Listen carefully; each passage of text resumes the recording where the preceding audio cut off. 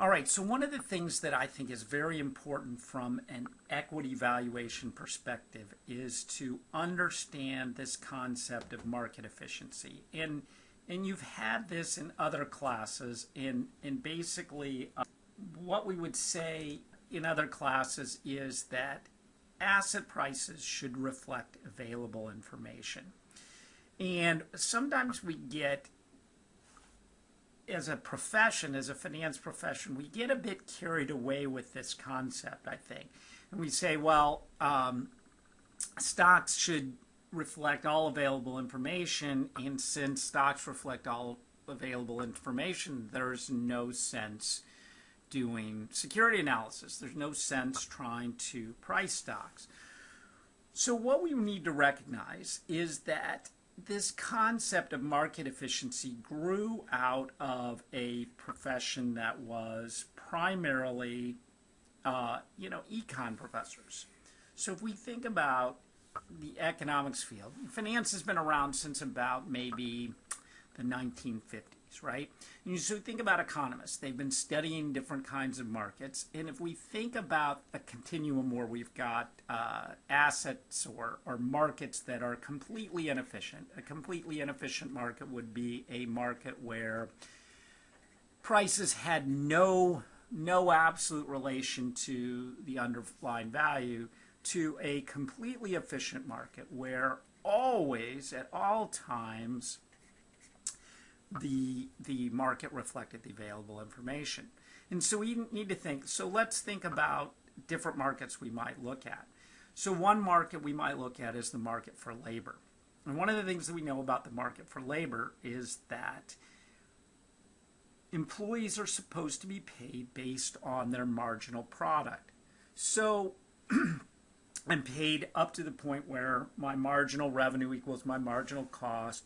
The problem we know is we've all worked with people that, or we've all had days where we goofed around the whole day and we didn't really get much done. We surfed the web and, just weren't very productive. But we've also had days where we knocked the ball out of the park. We worked really hard. We were really efficient. We really nailed a project, things like that.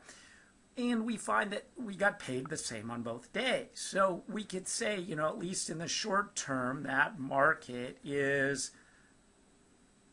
not perfectly efficient. The days that I didn't accomplish much, I shouldn't have got paid much. The days that I knocked it out of the park, I only got paid what I got paid on the other days. And we know we can identify a lot of reasons why that is the case. What would we... we can't just hire lots of people to follow people around and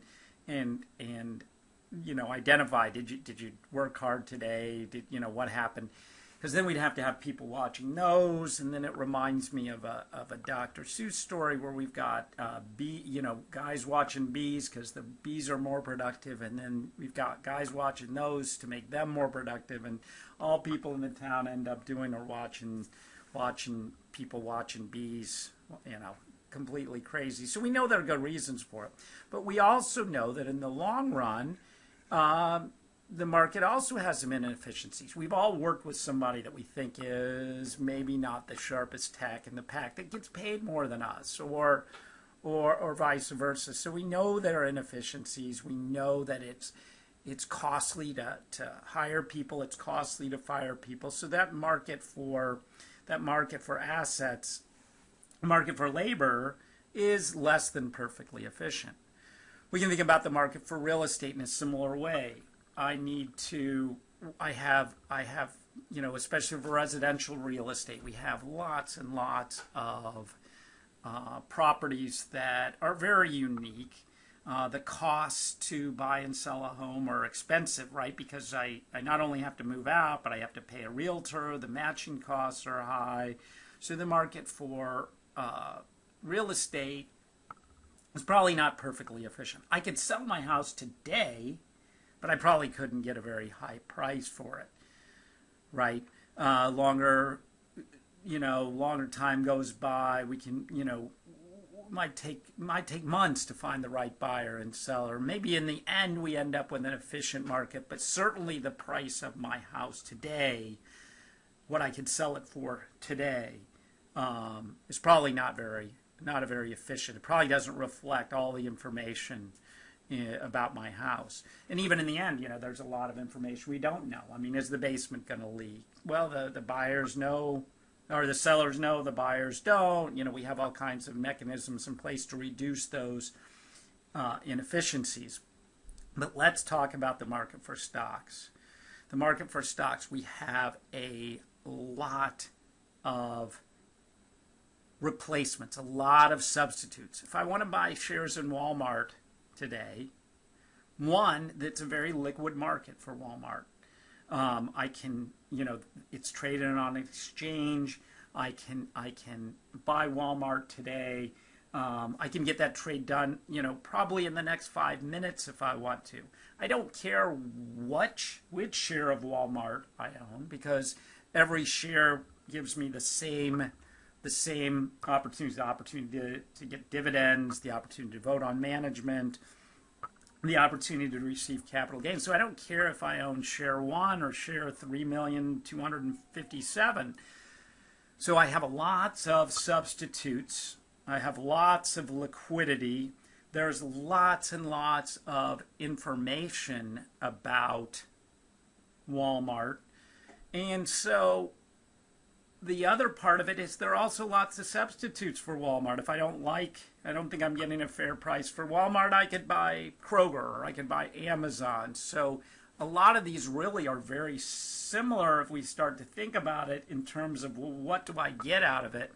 Whether I buy Kroger, whether I buy Walmart, or whether I buy Amazon, I'm essentially buying an asset that's going to maybe pay me a dividend, different amounts, and I'm entitled to any capital gains, any price appreciation. So if we think about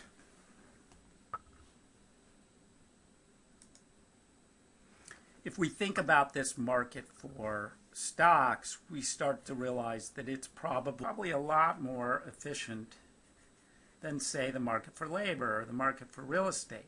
Now, is it completely efficient? Do markets always reflect all available information? Well, if markets always reflected all available information, everybody would stop doing research, right? Why would I do research? Why would I spend the time if I'm always getting a fair price for security? I probably wouldn't. Well, what happens then? If no one's doing research, then how can prices reflect available information, right? So we see that, it's kind of a tautology that markets cannot be completely efficient, because as soon as they're completely efficient, people stop doing research. When they stop doing research, markets can no longer be efficient. So then that begs the question. So I think we can start off this course with the assumption that the markets for equity are not perfectly efficient.